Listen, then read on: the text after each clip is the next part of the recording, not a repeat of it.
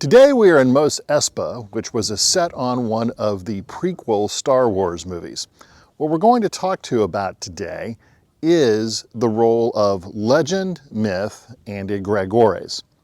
Now, the Star Wars series, as far as anybody knows, was a creation of fiction. Never really existed.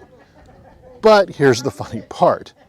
Because you had millions of followers and fans, and people who, let's say, wished they were a part of that universe, they have in effect created an egregore around the Star Wars myth.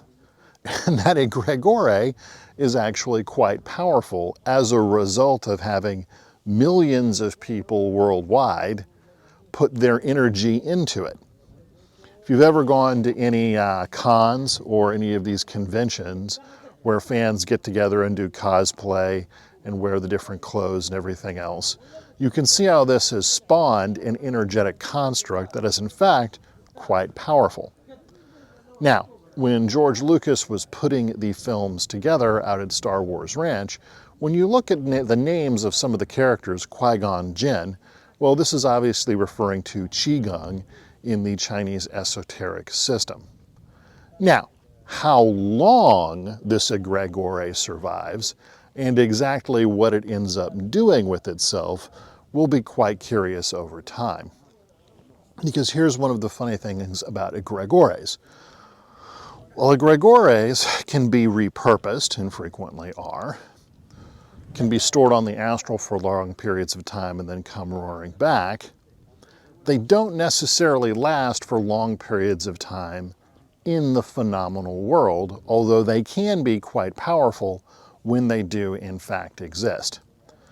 So, mass hysteria type events, as signified by things like pet rocks or pop fads, can create very potent egregores, but they don't last very long. Those same egregores can go dormant and then be repurposed later on.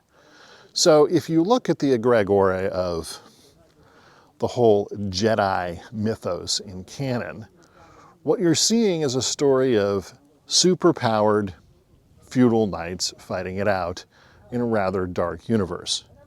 You can see how this can also create a lot of issues with people believing they're being persecuted or having other similar type problems over a long period of time. Interestingly enough, it does result in their believing in psychic powers, or magic, as we tend to refer to it here on the 60 Skills channel. So this is a very interesting example of how fiction can create an egregore that ends up creating a physical effect in the real world.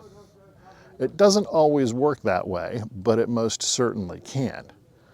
However, the lifespan of this egregore may not be terribly long. That remains to be seen. However, for those who are in fact interested, there happens to be a religion of the Jedi that is forming up as we speak. So you never know. If you liked the content that we had today, please hit the subscribe button down below and consider going to www.60skills.com to check out some of the other offerings we have. Otherwise, as per usual, train hard and be well.